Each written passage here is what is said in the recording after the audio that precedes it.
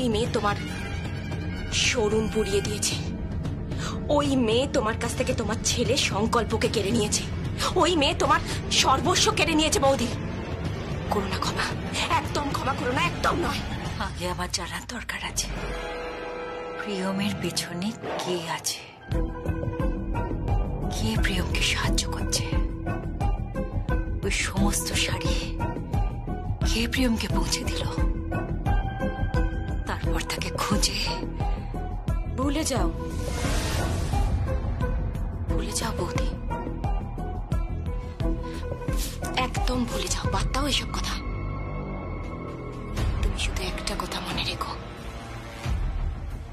তোমার পথের কাঁটা একজন, আর সেটা হলো প্রিয়ম।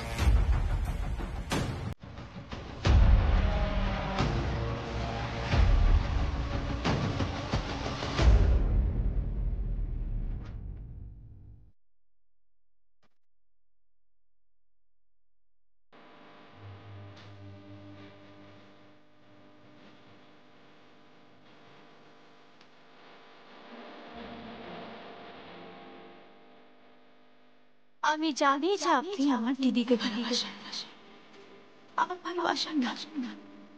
তাহলে যাকে ভালোবাসেন না তাকে বিয়ে করলেন কেন? হ্যাঁ, এই প্রশ্নটা আমি আপনাকে সারা জীবন করে যাব, বারবার করে যাব, যতদিন না আমি উত্তর পাই।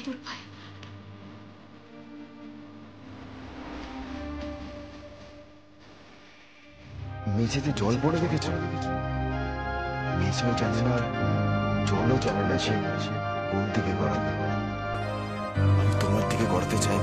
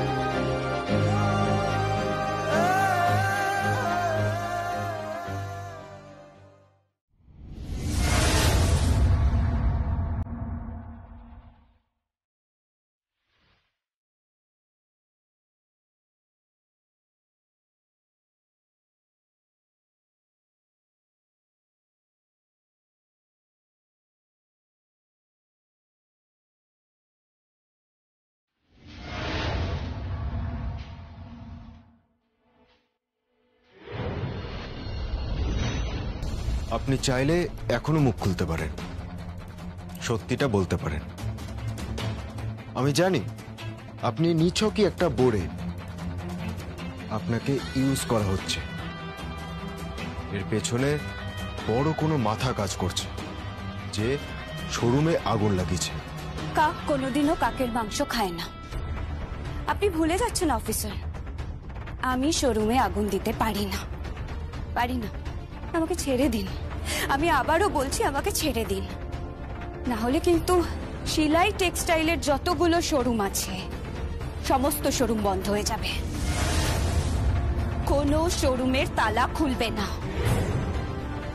চারিদিকে বিক্ষোভ হবে, অবস্থান ধর্মঘট হবে। আমি আবারও বলছি, আমাকে ছেড়ে দিন, ছেড়ে দিন আমাকে। যতক্ষণ না পর্যন্ত আপনি মুখ খুলছেন, আপনার বেল হবে না। আপনি কোর্টে যাবেন, তারপর আপনার জেল কাস্টাডি হয়ে যাবে। দরকার পড়লে স্বয়ং শালঙ্কারা ব্যানার্জি এই সুপর্ণার কাছে আসবে। উনি নিজে এসে আমার জামিনের ব্যবস্থা করবেন। আপনি ভুলে যাবেন না, আমি একটা সামান্য ফুলকি হতে পারি, কিন্তু তা থেকেও আগুন জ্বলে, বিস্ফোরণ হয়। আমার যদি একদিনও হাজতবাস হয়েছে সংকল্প ব্যানার্জি, তাহলে কিন্তু শিলাই টেক্সটাইলের ভিত আমি নাড়িয়ে দেব। এই কথাটা আপনি মাথায় রাখবেন।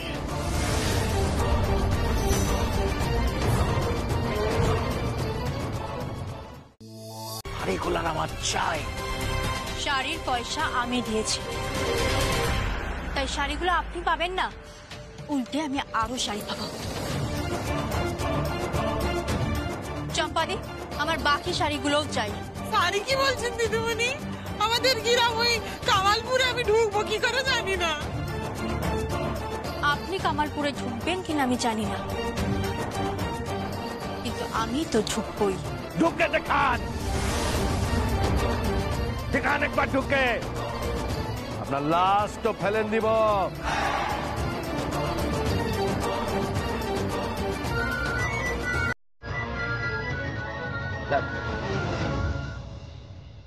হ্যালো,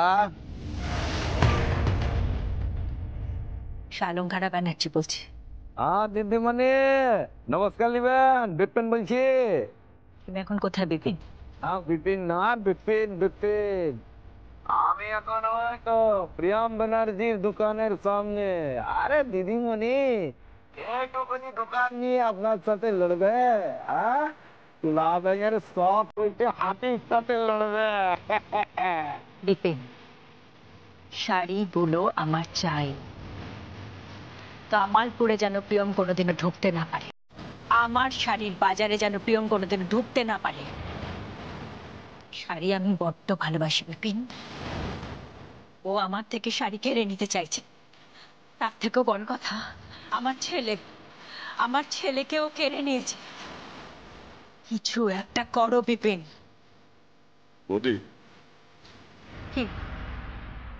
তোমার সমস্ত শোরুমের দরজা এখনো বন্ধ হয়ে আছে, না কেউ ঢুকতে পারছে না কেউ বেরোতে পারছে। তার মানে মানে সমস্ত স্টাফরা শোরুমের সামনে বিক্ষোভ চালিয়ে যাচ্ছে। সুপর্ণার জেল কাস্টাডিটা ওরা ঠিক মেনে নিতে পারছে না, ওরা থানার সামনেও অবরোধ করছে। কি বলছো কি তুমি? হ্যাঁ বৌদি, তোমার সমস্ত শোরুমে তালা বন্ধ, কাউকে সেখানে ঢুকতে দিচ্ছে না। এই সমস্ত কিছুর জন্য দায়ী একমাত্র তোমার ওই প্রিয়ম। খাল কেটে সংকল্প কুমির নিয়ে এলো, আর সেই কুমির লন্ডভন্ড করে দিল তোমার সংসার, তোমার ছেলে, তোমার শাড়ির ব্যবসা। শেষ, সব শেষ বৌদি, তুমি ফিনিশ, তুমি শেষ।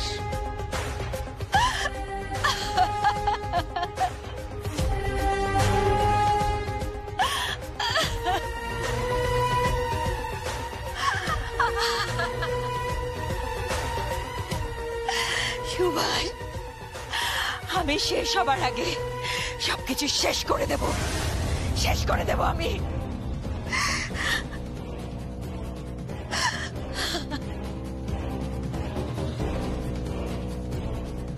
মানে কাঁদছে, আমি তার লোনটা খেয়েছি, তার কোনটা আমি খাইবই। সে তার কোনটা খাইবে না, তাকে ধরে চির দেবো। প্রিয়াম ব্যানার্জি, কিসার কি চাল আপনার সিলাই দিদিমণির সাথে ঝামেলাটা? কিসার কি হন আপনি? কর্মচারী, ওই কোম্পানির কর্মচারী হতাও। কর্মচারী হয়ে আপনি মালিকের সাথে পাঙ্গা লিখছেন, ঝামেলা করছেন। লজ্জা করেন না? যা লুন্টো খান তার গুন্টো খান না, তার লজ্জা করে না? আমি ওনার নুন খাইনি, আর আমি ওনার কর্মচারীও নই। তাহলে আপনি কে? শালঙ্কারা ব্যানার্জির ছেলে সংকল্প ব্যানার্জির স্ত্রী আমি, প্রিয়ম ব্যানার্জি।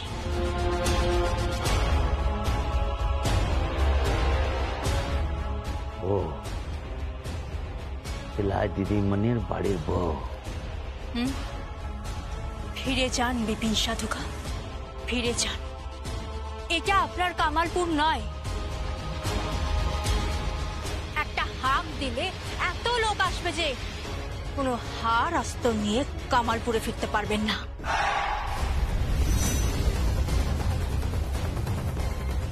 মা,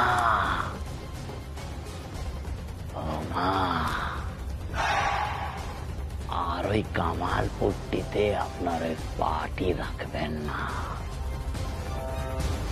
তাহলে আপনার চিতাটো চলে যাবে।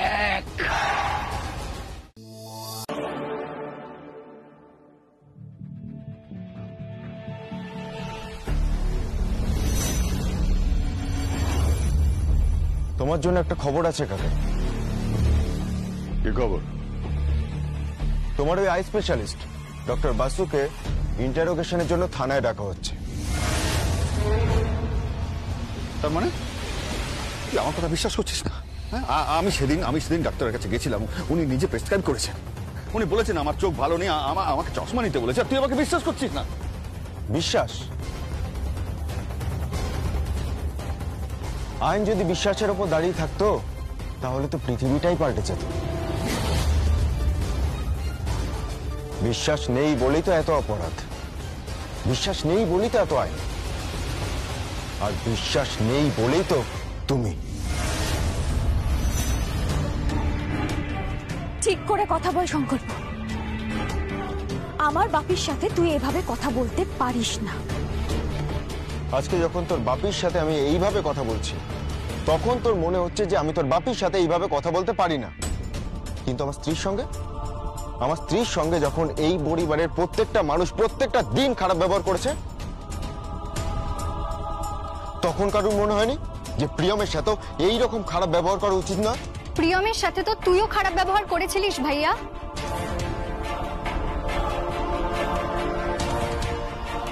করিসনি তুই খারাপ ব্যবহার? দিনের পর দিন তুই ওকে অ্যাভয়েড করিসনি, ওকে ইগনোর করিসনি। তুই তো মাম্মির কথা ওকে বাড়ি থেকে পর্যন্ত বার করে দিয়েছিলি, মনে আছে? ফুলসজ্জার রীতি পর্যন্ত মানিসনি। দুর্বা আন্টি আর ঐশানী দেবী সব আয়োজন করে গেছেন, আপনি ভাই ফিরিয়ে দিতে পারেন না?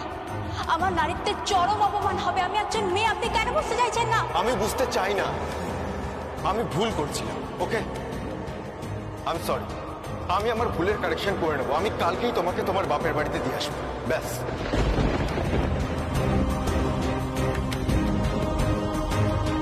আর সেই তুই কি না আজ এত বড় বড় কথা বলছিস? ঠিক বলেছিস তুই। নিজেকে আগে শুদ্র সংকল্প, তারপর অন্যের দিকে আঙুল তুলবি। ঠিক তাই। দিনের পর দিন ওই মেয়েটা তোর জন্য চোখের জল ফেলতো, তখন তুই কোথায় ছিলি সংকল্প? আজ হঠাৎ করে ওই মেয়েটার প্রতি তোর এত ভালোবাসা কোথা থেকে আসছে বলতো? আমি ভুল করেছিলাম, ওকে, আমি ভুল করেছিলাম।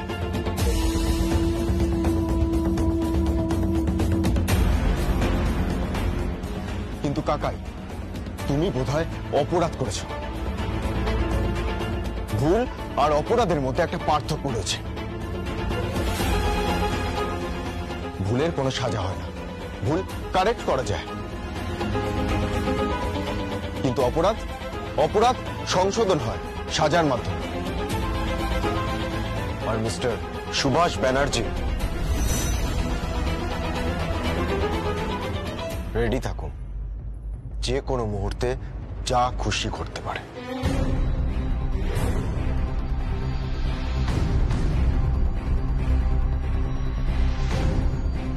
আমার বাপিকে ছুঁয়ে দেখা সংকল্প,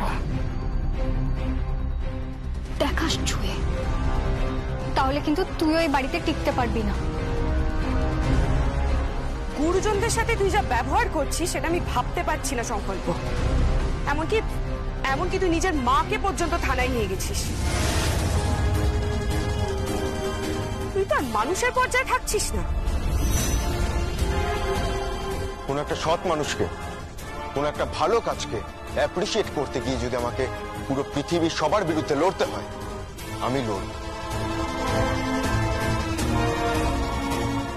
একটা ভালো মানুষের হাত ধরতে গিয়ে যদি আমাকে নিজের পুরো পরিবারের বিরুদ্ধে লড়তে হয়, আমি লড়ব।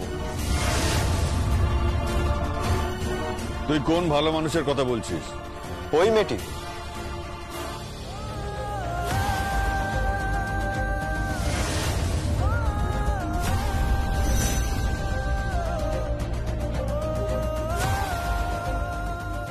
আমি কিন্তু আরো অনেক শাড়ি তুলবো কামালপুরের মেলা থেকে, আপনি যাবেন তো আমার সাথে? হ্যাঁ, আমি যাব, তুমি চিন্তা করো না, চলো। কোথায় যাচ্ছিস? একটু বেরোচ্ছি। ও অনেকবার কলকাতা শপিং মলে যেতে চেয়েছিল, কিন্তু তখন নিয়ে যায়নি। তাই আজকে বেরোচ্ছি। চল কাকাই, রেডি থেকো। এখানের লগত 6 লাখ টাকা আছে, টাকাগুলো রাখে দাও আর শাড়িগুলো দিয়ে দাও। বৌমা,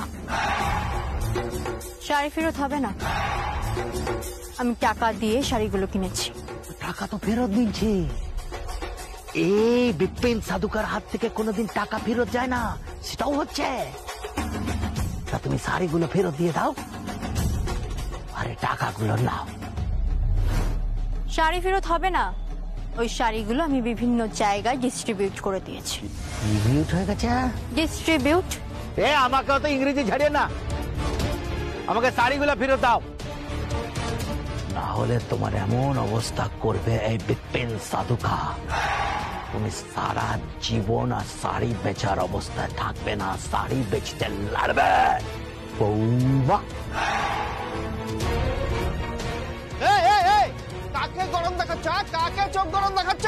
আরে পাবলিক ডাকবো না, কি হাল হবে তোমার বুঝতে পারছো? পাবলিক দিখাচ্ছে, পাবলিক দিখাচ্ছে, তো পাবলিক আবার কি করবে? আরম ধোলাই পড়বে বিপিন।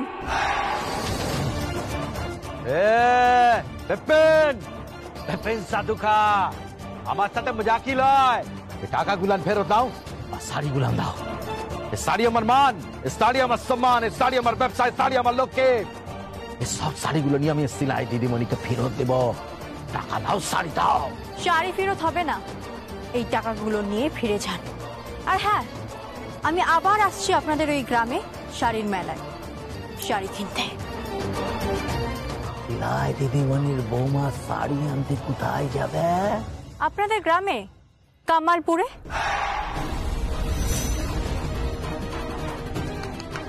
ঢুকবে নাই, একদম ঢুকবে নাই। কামালপুরে শাড়ির মেলা যদি তুমি বৌমা চাও, সেই দিনটাই হবে ওই মেলাতে তোমার শেষ দিন। হারিয়ে যাবে মেলা থেকে, হারিয়ে যাবে।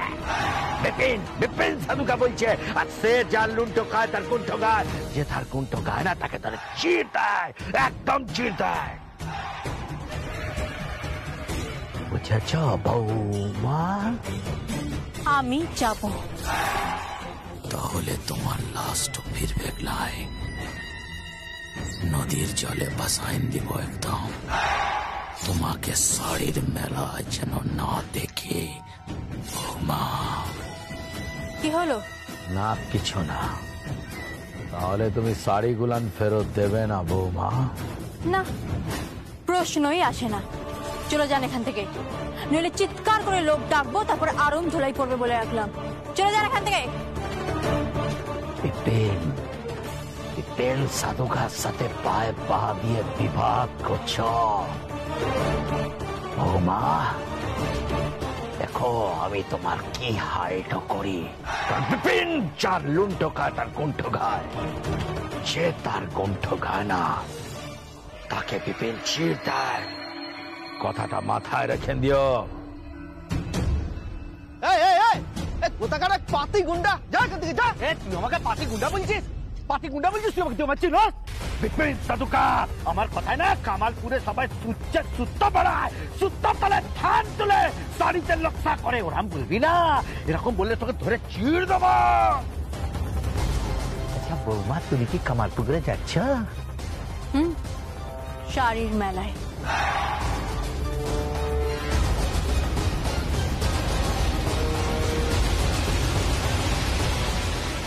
চলি বৌমা।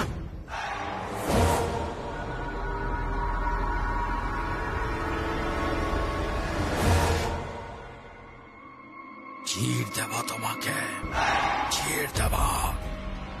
আমার শাড়ি তুমি ছিলিয়ে এনেছ, বাজ পাখির মতো আমি উড়িয়ে নিয়ে যাব, বাজ পাখির মতো। উল্টো হলো, উল্টো হলো। বুঝুনি, ওই লোকটার চোখ মুখ আমার ভালো লাগছিল না। তুমি মেলায় যেও না। না না, মেলায় তো আমি যাবই, যেতেই হবে ওখানে। ওখানে যদি না যেতে পারি তাহলে শাড়ির বাজারে আমি কোনোদিনও ঢুকতে পারবো না। মেলায় তো আমি যাবই। কিন্তু ওই লোকটা, ওই বিপিন সাধুকা, ও তো তোমার ক্ষতি করে দেবে। ওর চোখ মুখ দেখে মনে হচ্ছে তোমাকে খুন করে দেবে। অনেক বড় বিপদে পড়ে যাবে তুমি। যতই বড় বিপদ আসুক পিছু আমি হটবো না। খেলার মাঠ অত সহজে ছেড়ে গেলে চলে? 90 মিনিটের খেলা, 90 মিনিট। হ্যাঁ, আর প্রতিপক্ষ যখন শালঙ্কারা ব্যানার্জি, তোকে আরো ভালো করে খেলতে হবে। তোকে এমন খেলতে হবে যাতে শালঙ্কারা ব্যানার্জি সেম সাইড গোল করে। হ্যাঁ, কামালপুরে 4 তারিখে এক বিশাল মেলা হচ্ছে। বিশাল মেলা? হ্যাঁ, কি হবে? প্রিয়মের দায়িত্ব আমি বিপিনের হাতে তুলে দিয়েছি। যা করার সেটা ওই করবে।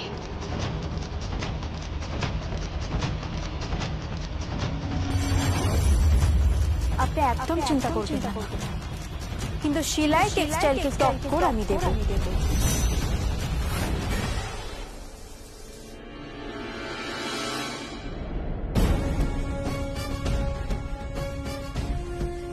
কার ফোন?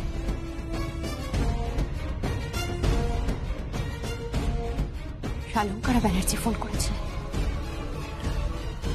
তা কি বললেন উনি? উনি তোমার দাদা ভাইকে খুঁজছিলেন। দাদা ভাইকে খুঁজছিলেন?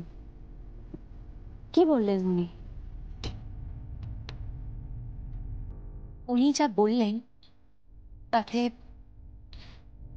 আমাদের আর এ বাড়িতে থাকা যাবে না। কেন? কারণ উনি ঐশানী ব্যানার্জির সঙ্গে রিক্সানের বিয়ের প্রস্তাব পাঠাচ্ছেন।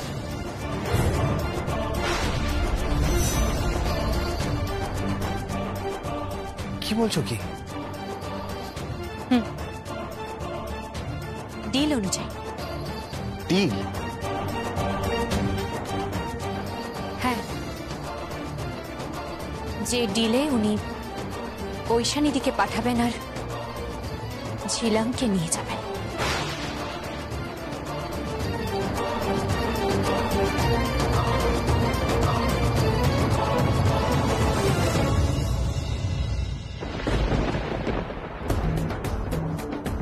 মানে প্রিয়ম আমার স্ত্রী, ওকে অশ্রদ্ধা আমি করতে পারবো না, আর ওর পাশে দাঁড়ানোটা আমার কর্তব্য।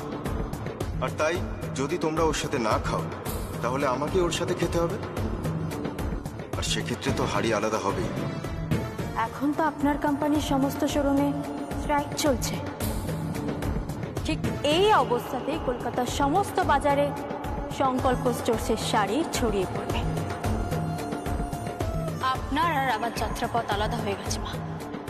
বাড়ি তো আমি ফিরবই, কিন্তু এখানে আমি আবার ফিরে আসবো।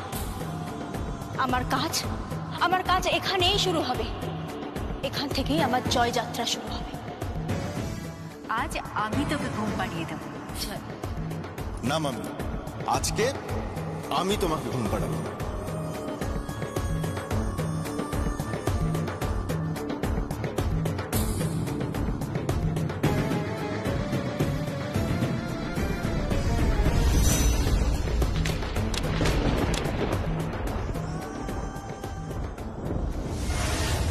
কে? ও,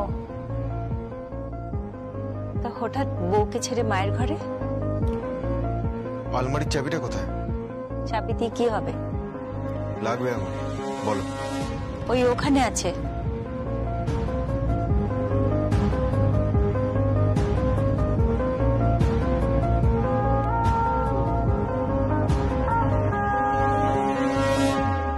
কি নিবি আলমারি থেকে? ওই কিছু শাড়ি ছিল না, আমি ওই শাড়িগুলোর জন্য এখানে এসেছি। কোন শাড়ি?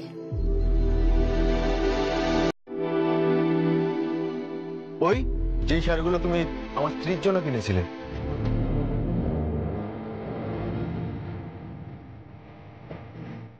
সংকল্প, শাড়িগুলো আমি তোর বউয়ের জন্য কিনিনি, শাড়িগুলো আমি কিনেছিলাম ঝিলামের জন্য। কোনটা ও ভাত কাপড়ে পরবে, কোনটা বউ ভাতে পরবে, কোনটা ফুলসজ্জায় পরবে, কোনটা পাঁচিতে পরবে। রাইট।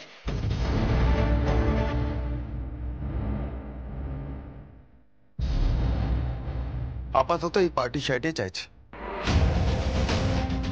আমাদের তো বিয়ে হয়ে গেছে, ভাত কাপড় হয়ে গেছে, আপাতত পার্টি আর ফুলসজ্জাটাই বাকি। সংকল্প। হ্যাঁ মম, আপাতত এই পার্টির শাড়িটাই নিলাম আমি। সংকল্প, সংকল্প।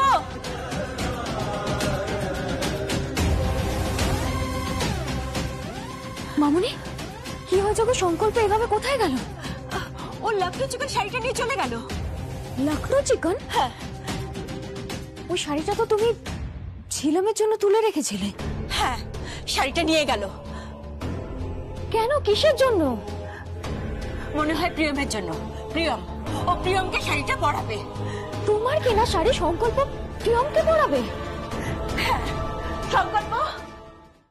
আমি আর ঝিলাম এত প্র্যাকটিস করে নাচটা তুললাম, আমাদের দুজনের পারফর্ম করার কথা, আর দাদাভাই সেটাই বারবার করে রিকোয়েস্ট করেছে। আর একটা দিন, মাত্র 24 ঘন্টা যদি তোমাদের জীবন থেকে আমি চেয়ে নিই, তাহলে কি তোমাদের খুব অসুবিধা হয়ে যাবে? আমরা কি তোমাকে বিশ্বাস করতে পারি?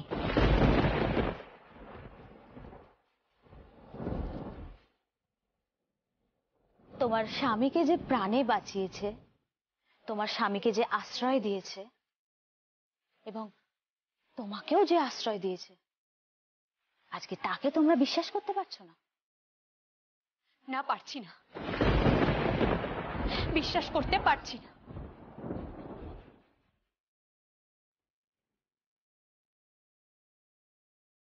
কারণ বিশ্বাস আর অবিশ্বাসের মাঝখানে যাকে নিয়ে বাজি খেলা হচ্ছে সে আর কেউ নয়, আমার স্বামী।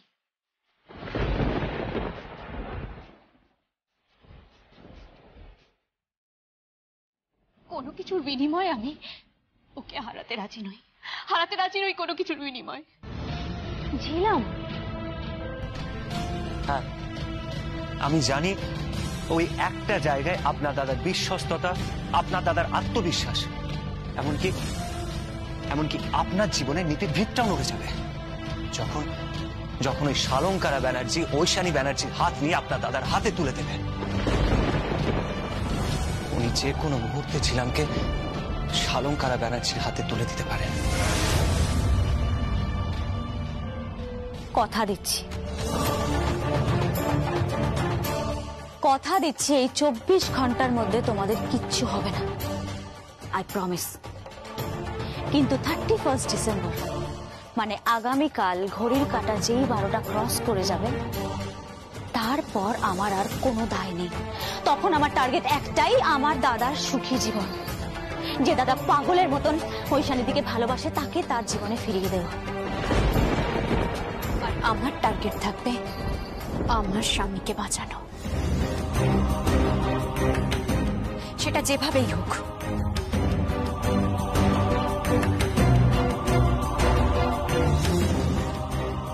মাথায় রাখবেন, এই 24 ঘন্টা আমরা শুধুমাত্র আপনার জন্য থেকে গেলাম।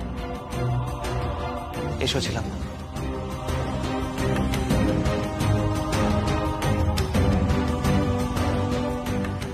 আর আমার টার্গেট থাকবে আমার স্বামীকে বাঁচানো।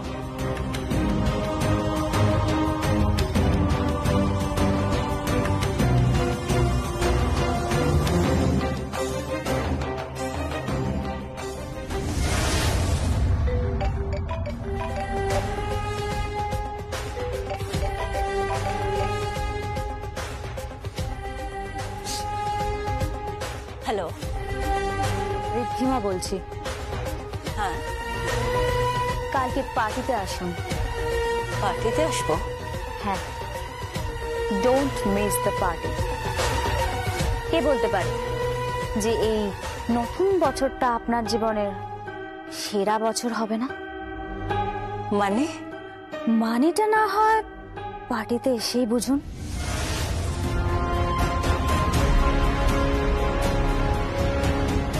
ও কি বলতে চাইলো?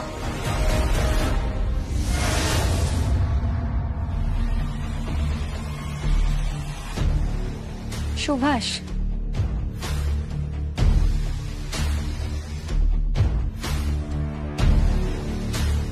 আমি কিন্তু এখনো মুখ খুলিনি সুভাষ। আমি কিন্তু ইচ্ছে করলেই আমি এক্ষুনি সমস্ত সত্যি কথা বলে দিতে পারি। সমস্ত কেচ্ছা কেলেঙ্কারি ব্যানার্জি পরিবারের এক্ষুনি বেরিয়ে পড়বে। আমি ইচ্ছে করলেই একটা প্রেস মিট করবো, একটা প্রেস মিট করে বলবো সত্যিটা কি। আমি ইচ্ছে করলেই সংকল্পকে এক্ষুনি বলতে পারি সেদিন রাতে শোরুমে কে আগুন লাগিয়েছিল।